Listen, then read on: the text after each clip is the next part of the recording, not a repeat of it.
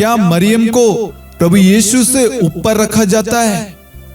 जैसे बहुत सारे लोग बोलते हैं कि कैथोलिक चर्च में तो मां मरियम को सबसे आगे रखा जाता है, प्रभु यीशु को नहीं, मां को ऊपर, प्रभु यीशु को नीचे रखा जाता है। क्या ये सही है या गलत है?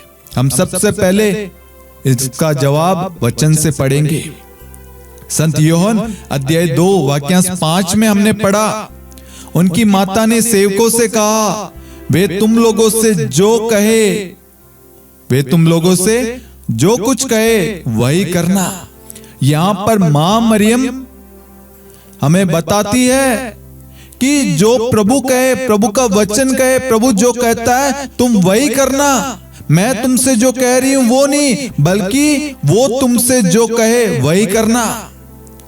काना नगर के विवाह में हम सब ने देखा, वहां पर प्रभु यीशु के शिष्य और माता मरियम को उस विवाह में आमंत्रित किया गया था, और मां मरियम ने देखा कि वहां पर अंगूरी समाप्त हो गई। तो मां मरियम ने क्या किया? मां मरियम ने उस समस्या को, उस परिस्थिति को, उस परेशानी को, उस घर की अवस्था को, उस दुख को, उस पीड़ा को, उस कष्ट को, उनके उस प्रॉब्लम्स को लेकर तुरंत प्रभु के पास गई और प्रभु से कहा ये समस्या है, और वापस आ गई। और उसके बाद में मां मरियम ने सेवकों से कहा, ध्यान रखना, मां मरियम को कैसे मालूम कि तुरंत सेवकों से कहा कि वो जो कहे वही करना। यहां पर अगर हम होते, आप में से या मेरे में से कोई होते, सवाल आता, संदेह उत्पन्न होता, संकोच होता। लेकिन उन सेवकों ने क्या किया? प्रभु यीशु ने कहा इसमें पानी भर दो, उन्होंने पानी भर दिया। उसके बाद में कहा भोज के प्रबंधक के पास में ले जाओ, वो लेके गए, और क्या हुआ? रास्ते में ही वो पानी अंगूरी में बदल गया। इसका मतलब है मां मरियम प्रभु के वचन पर चल रही है, प्रभु का वचन जो कह रहा है उस पर चल रही है। Hallelujah, hallelujah.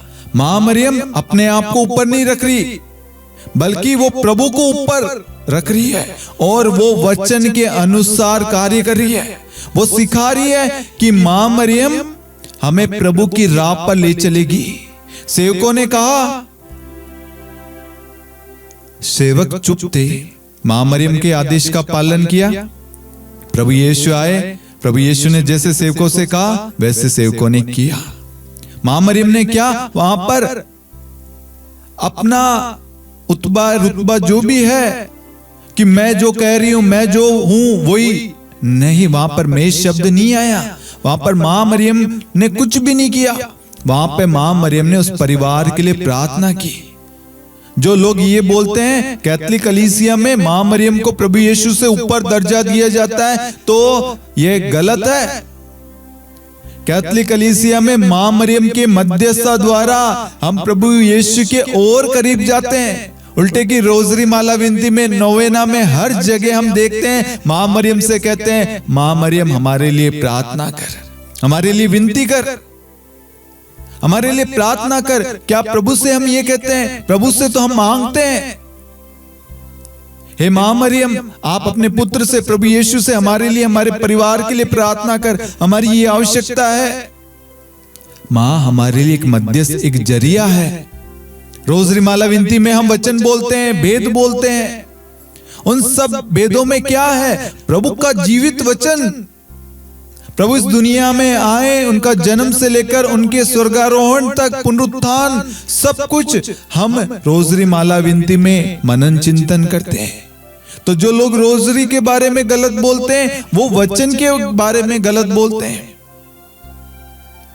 सब पीढ़ियां धन्य कहेगी हम मां मरियम की स्तुति विनती बोलते हैं। कुंवारियों की कुंवारी, शक्तिमती माता, शांति की रानी, निष्कलंक माता, ये हम उनको धन्य बोल रहे हैं। हमारे लिए प्रार्थना करना, मां मरियम हमारे लिए प्रार्थना करना, देश के लिए, राज्य के लिए, संसार के लिए प्रार्थना करना। मां मरियम प्रार्थना किससे कर रही है? मां मरियम प्रभु यीशु से प्रार्थना कर रही है।